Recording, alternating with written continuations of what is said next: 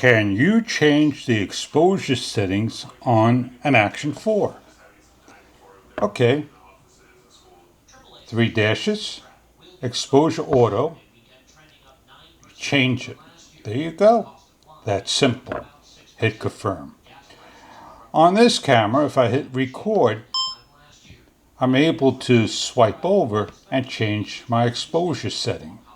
EV value. I guess I didn't get that correct on the question they have asked.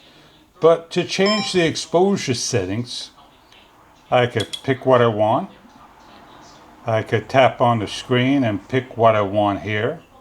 And I could come over here and pick what I want. Those are the exposure settings. If I want to get back to the EV value, I click on the EV value. And I just put it back to where I want it to be at.